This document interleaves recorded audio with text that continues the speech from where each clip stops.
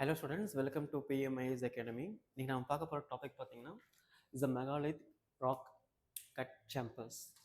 இது ரொம்ப முக்கியமான ஆர்ட் அண்ட் கல்ச்சர் டாபிக்ஸ். ப்ரிலிம்ஸ்லையும் அண்ட் மெயின்ஸ்லையும் நமக்கு ரிஃப்ளெக்ட் ஆகக்கூடிய very important areas. Okay, so news என்னென்னா 2000 years old laterite rock cut chamber from megalithic period was recently unearthed during construction work in Panayal.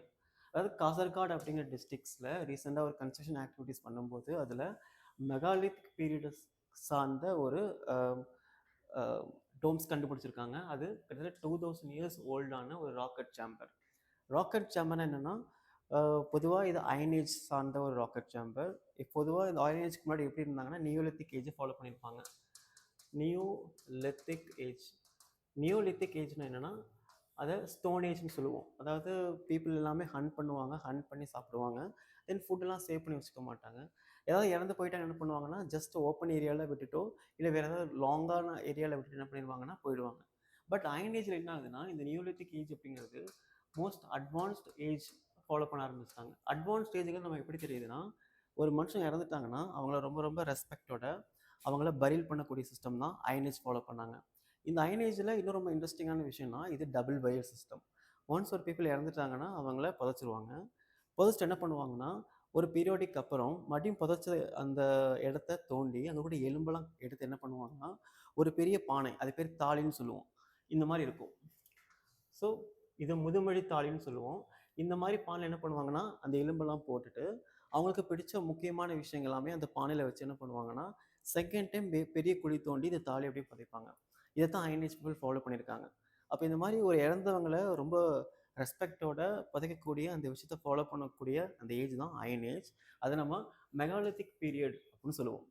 இந்த மாதிரி ஒரு மெகாலித்திக் பீரியட் சார்ந்த ஒரு அந்த முதுமக்கள் தாலி தான் என்ன பண்ணியிருக்காங்கன்னா காசர்கோட் டிஸ்ட்ரிக்டில் கண்டுபிடிச்சிருக்காங்க. இது நியூஸ். இப்போது நமக்கு தெரிய முக்கியமான ப்ரிலிம்ஸ் பாயிண்ட் ஆஃப் என்னன்னா இந்த மெகாலித்திக் பீரியட்னா என்ன அப்படின்னு நம்ம தெரிஞ்சுக்கணும். இந்த மெகாலித்திக் பீரியட் ஒன்றும் கிடையாது.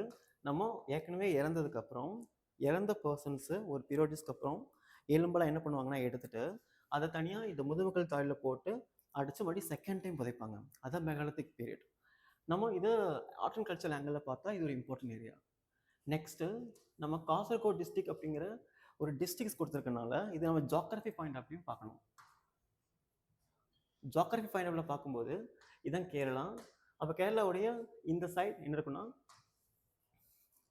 அரேபியன் சி, இந்த சைடு தமிழ்நாடு அண்ட் இந்த சைடு கர்நாடகா. அப்போது இந்த மாதிரி ஒரு பக்கம் சி, ரெண்டு பக்கம் ஸ்டேட், இந்த ஒரு ரெண்டு பக்கம் கனெக்ட் ஆகக்கூடிய ஒரு இடத்துல இந்த கேரளா அப்படிங்கிற ஒரு ஸ்டேட் இருக்குது. இதில் காசர்கோடு அப்படிங்கிறது நார்த் ஈஸ்ட் நார்த் வெஸ்ட்டில் இருக்குது. ஸோ நார்த் வெஸ்ட் இந்த காசர்கோடுங்கிற இடத்துல தான் ரீசெண்டாக இந்த முதுமக்கள் தாலியை கண்டுபிடிச்சிருக்காங்க. ஸோ ஜியோகிராஃபி பாயிண்ட் ஆஃப்ல நம்ம என்ன பண்ணோம்னா இந்த காசர்கோடு இடத்துல கூடிய முக்கியமான நேஷனல் பார்க்,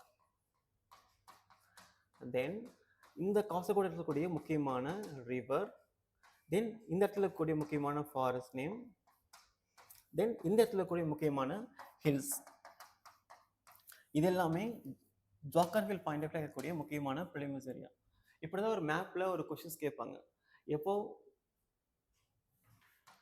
எப்போ நம்ம நியூஸோட ஹெட்டிங்ஸ் படித்தாலும் அதில் ஏதாவது ஒரு டிஸ்ட்ரிக்ஸோ இல்லை ஏதாவது ஒரு ஸ்டேட்டோ இல்லை ஏதாவது ஒரு கண்ட்ரியோ வந்துட்டாங்கன்னா வந்ததுக்கப்புறம் நம்ம பார்க்க வேண்டிய முக்கியமான விஷயம் என்னென்னா அந்த ஸ்டேட்டில் அந்த பர்டிகுலர் ஏரியாவில் இருக்கக்கூடிய hills and river and national park and wild life sanctuaries ஒருவேளை இருந்ததுன்னா இந்த எல்லா விஷயங்களும் நோட் பண்ணணும். இதான் நம்ம ஜியோகிராஃபிக்கல் பாயிண்டில் படிக்கக்கூடிய முக்கியமான விஷயங்கள். ஓகே, ஸோ நெக்ஸ்ட் இதோடைய பர்பஸ் பார்க்கலாம். இப்போ நான் சொன்ன கதை தான் கொடுத்துருப்பாங்க.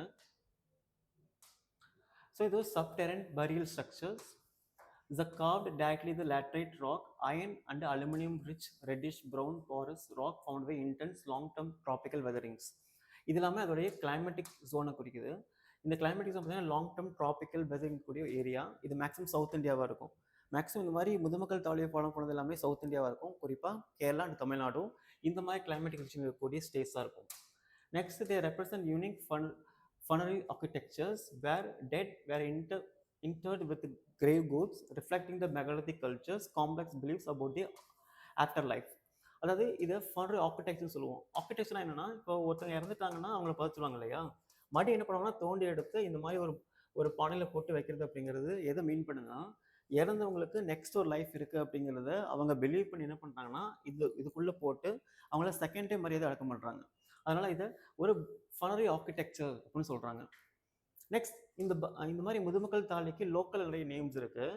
நேம்ஸ் என்னென்னா Muniyara and Pandava cave and பேரன்கே கேவ் அண்டு நிதிக்குழி, கள்ளப்பட் கள்ளப்பட்டயம், இது எல்லாமே இதோடைய லோக்கல் நேம்ஸ். ஸோ ப்ரிலிம்ஸில் இந்த மாதிரி நேம்ஸுங்கிறது வெரி வெரி இம்பார்ட்டன்ட். ஏன்னா நமக்கு மெகாலித்திக் ஏஜில் இந்த மாதிரி ஆர்கிடெக்சர் ஃபாலோ பண்ணுறது நமக்கு தெரிஞ்சிடும். ஆனால் ப்ரிலிம்ஸில் எப்படி கேட்பாங்கன்னா, இந்த மாதிரி பேரணி கேவ்னா என்ன, அண்ட் நிதிக்குழினா என்ன, அண்ட் முனியாரா என்ன அப்படிங்கிற மாதிரி டேர்ம்ஸ் வச்சு கேட்பாங்க. ஏன்னா ப்ரிலிம்ஸில் இந்த மாதிரி நேம் டேர்ம்ஸ் அப்படிங்கிறது ரொம்ப ரொம்ப ஃபேமஸான விஷயம். அதனால் இந்த மாதிரி நேம்ஸை பார்த்துக்கிறதுங்கிறது ரொம்ப இம்பார்ட்டன்ட். சம்டைம்ஸ் மெயின்ஸில் பார்த்தீங்கன்னா நிதிக்குழி ரெஃபர்ஸ் டு வாட் அப்படிங்கிறத வச்சு என்ன பண்ணலாம்னா, ஒரு 10 மார்க் கொஸ்டின் கேட்கும்போது நம்ம இதுக்குரிய விஷயங்களை எழுதணும் அப்படின்னா, நமக்கு நிதிக்குழினா என்ன நமக்கு தெரிஞ்ச மட்டும் எழுத முடியும். இந்த மாதிரி ஒரு காம்ப்ளிகேட்டட் டேர்ம்ஸ்லாம் நம்ம prelim point of view and mains point of view note பண்ண வேண்டியிருக்கும். Okay, next is origin period. So இந்த மெகாலித்திக் பீரியடுங்கிறது கிட்டத்தட்ட ரஃப்லி 2000 to 2500 இயர்ஸ் ஏஜ், ஓல்டான ஒரு ஏஜ். இது நம்ம அயன் ஏஜ்னு சொல்லுவோம். ஏன் இதை நம்ம அயன் ஏஜ்னு சொல்கிறோன்னா, நியோலித்திக் ஏஜில் நம்ம நிறைய ஸ்டோன் யூஸ் பண்ணோம். அது ஸ்டோன் ஏஜ். ஸ்டோனில் என்ன பண்ணாங்கன்னா, பீப்புள் கொஞ்சம் கொஞ்சமாக அக்ரிகல்ச்சருக்கு மூவ் பண்ணாங்க. அக்ரிகல்ச்சருக்கு மூவ் பண்ணும்போது அவங்களுக்கு நிறைய கல்டிவேட்டட் லேண்ட் தேவைப்பட்டுச்சு. அந்த கல்டிவேட் லேண்டுக்கு தேவைப்பட்டா என்ன பண்ணாங்கன்னா, நிறைய ஃபாரஸ்ட்டை அவங்க கொஞ்சம் கொஞ்சமாக க்ளீன் பண்ண வேண்டியது இருந்துச்சு. க்ளீன் பண்ணும்போது இந்த ஸ்டோனை வச்சு க்ளீன் பண்ண முடியாது. என்ன பண்ணாங்கன்னா, ரொம்ப ரொம்ப ஸ்ட்ராங்கான வெப்பன்ஸை தேடி போக ஆரம்பித்தாங்க. அப்படி ஸ்ட்ராங்கான வெப்பனை தேடி போக ஆரம்பிக்கும் போது அந்த டென்ஸ் ஃபாரஸ்ட்டை க்ளீன் பண்ணுறதுக்கு அவங்களுக்கு தேவைப்பட்ட ஒரு வெப்பன் தான் அயன். ஓகே, இந்த அயனை வச்சு என்ன பண்ணாங்கன்னா, அவங்க ரொம்ப ஷார்ப்பான வெப்பன்ஸை யூஸ் பண்ணி அவங்களுக்கு தேவையான லேண்ட்ஸை க்ளீன் பண்ணி அதில் கல்டிவேட் பண்ணாங்க. அப்படி கல்டிவேட் பண்ணனால அந்த அயன் மூலமாக அக்ரிகல்ச்சர் ரெவல்யூஷன் நடந்துச்சு. அதனால தான் அயன் ஏஜ் அப்படின்னு சொல்கிறாங்க. ஓகே, இதுதான் மெகாலித்திக் பீரியட். அதில் நம்ம ரெண்டையும் சொல்லலாம், ஒன்று மெகாலித்திக் பீரியட் ஒரு அயன் ஏஜ். இது மேக்ஸிமம் எங்கே இருந்துச்சுன்னா சவுத் இந்தியாவில் கேரளா அண்ட் தமிழ்நாடு, இது ரெண்டு இடத்துல மோஸ்ட் ஃபேமஸாக ஸ்ப்ரெட் ஆன ஒரு iron age. And predominantly found in laterite rich belt of Kerala and parts of coastal Karnataka. So இந்த மாதிரி கோஸ்டல் ஏரியாவில் என்ன இருக்குன்னா, இந்த ரீஜன்ஸுங்கிறது ரொம்ப பெரிய லெவலில் ஸ்ப்ரெட் ஆகிருக்கு. இது எல்லாமே ப்ரிலிமினரி கொஷின்ஸ். ஸோ இந்த டேர்ம்ஸ் ப்ரிலிமினரி கொஷின், அண்ட் இது எந்த ஸ்டேட்டில் ஸ்ப்ரெட் ஆயிருக்கு அப்படிங்கிறதும் ப்ரிலிமினரி கொஷின். இது எந்த கோஸ்ட் பக்கத்தில் இருந்துச்சு அப்படிங்கிறதும் preliminary questions. So purpose, so நான் ஆல்ரெடி சொன்ன மாதிரி இது செகண்டரி பரியல். ஃபர்ஸ்ட் டைம் என்ன பண்ணுவாங்க, புதைச்சிட்டு மறுபடியும் செகண்ட் டைம் என்ன பண்ணுவாங்கன்னா, அந்த எலும்பெலாம் எடுத்துட்டு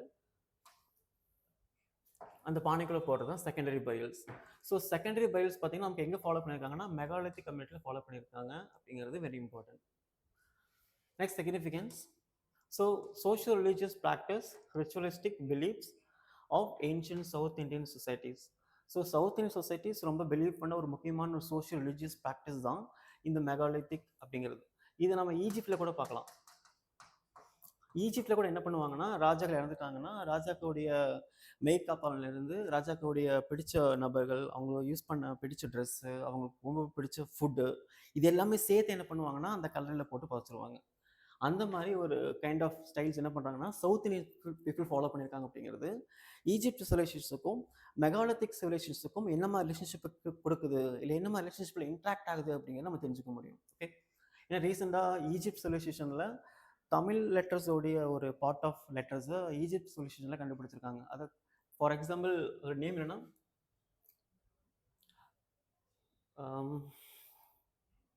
ஸோ நேம் மட்டும் செக் பண்ணுங்கள். ஏன்னா ரீசெண்டாக தமிழ் நேம் பார்த்தீங்கன்னா ஈஜிப்டோடைய கல்லறையில் கண்டுபிடிச்சதா ரீசெண்டாக நியூஸ் இருக்குது.